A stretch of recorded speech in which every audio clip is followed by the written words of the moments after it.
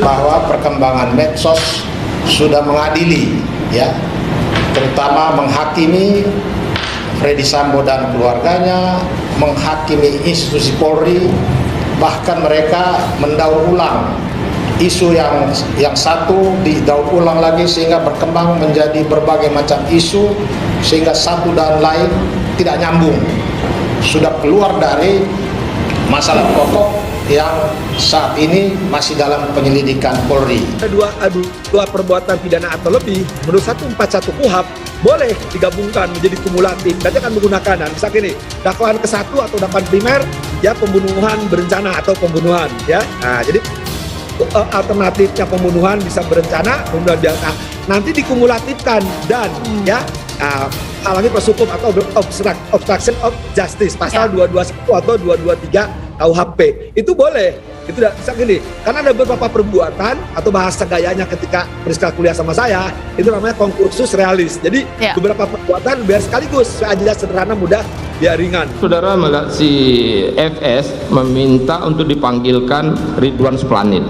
Betul. Untuk apa dipanggilkan? Ada dia sebutkan kepada saudara?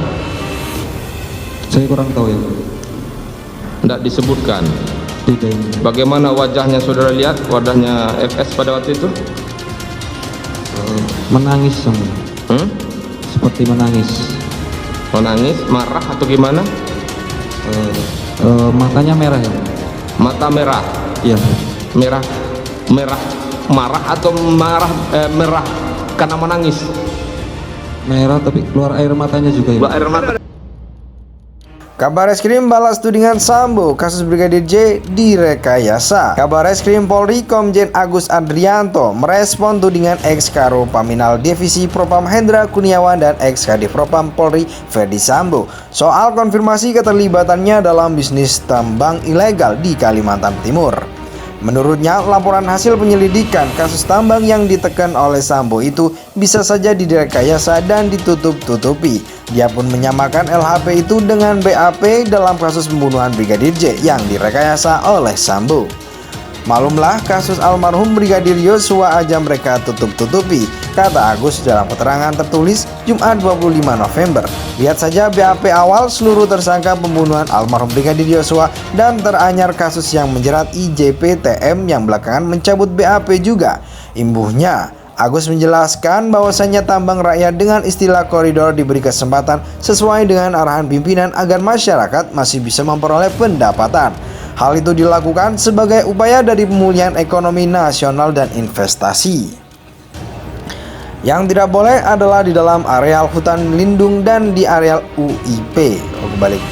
Yang tidak boleh adalah di dalam areal hutan lindung dan di areal IUP orang lain, ucap dia. Dalam video yang viral, Ismail mengaku menyerahkan uang 6 miliar kepada Agus atas bisnis tambang ilegal di wilayah desa Santan Hulu, Kecamatan Marangkayu, Kutai Kertanegara, Kaltim. Namun, Ismail telah meralat pernyataannya tersebut.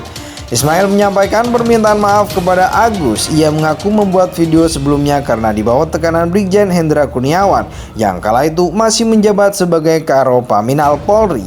Namun demikian, terbaru Hendra dan ex-Kadif Propam Ferdi Sambo mengkonfirmasi kebenaran isu itu. Keduanya mengaku pernah menangani kasus tersebut dan menekan hasil laporan penyelidikan. Dalam LHP itu, Agus disebut menerima uang koordinasi Ismail bolong senilai 2 miliar setiap bulannya.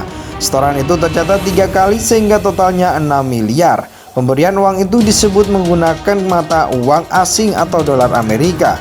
Ya kan sesuai faktanya begitu, Kabar Reskrim diduga terima suap tambang ilegal, ujar Hendra kepada wartawan di Pengadilan Negeri Jakarta Selatan.